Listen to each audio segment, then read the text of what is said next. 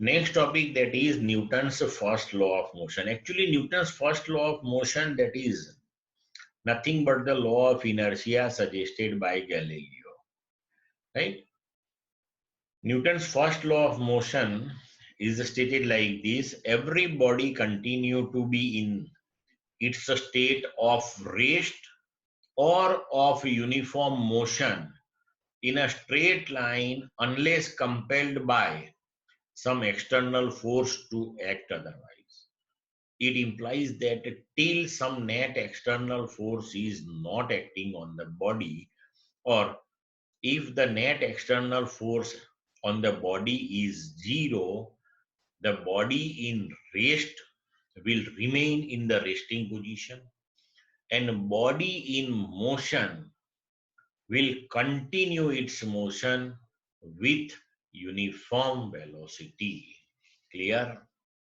Actually, here see, after all, no doubt this is the law of inertia, which one was suggested by Galileo. Then, what is new in this one? So, Newton suggested this thing somewhat deeply. Here, see, when the state of motions, two state of motions, one that is a steady state, another one that is the motion with uniform velocity. These two states of motion are included in one law. It implies that these two particular state of motion can be treated as the same type of state of motion. Same type of state of motion. So why Newton suggested both this one as same?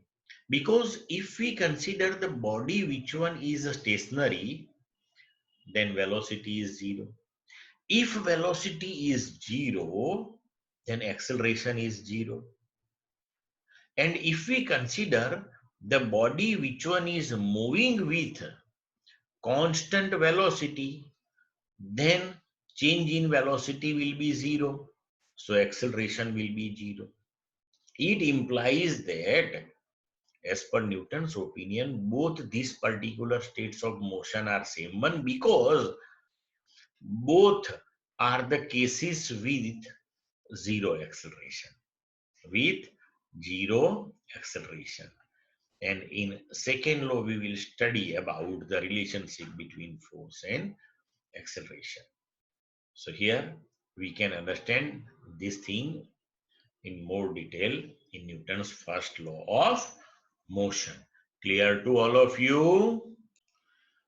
Then example 5.1. An astronaut accidentally gets separated out of his small spaceship. Acceleration in interstellar space at a constant rate of 100 meter per second square. What is the acceleration of the astronaut the instant after he is outside the spaceship? Assume that there are no nearby stars to exert gravitational force on him. Now see, there is no nearby stars to exert the gravitational force on him. Okay. Now, if we think about the spaceship, then that is small one mentioned. So that exert very negligible or almost nil force on the object. So resultantly, we can say if the astronaut is detached from the spaceship, then the net force acting on it, that is zero, right? Now, once he is outside it, then after, when force is zero, then we can say the acceleration that will be also zero. Because without force, acceleration is not possible.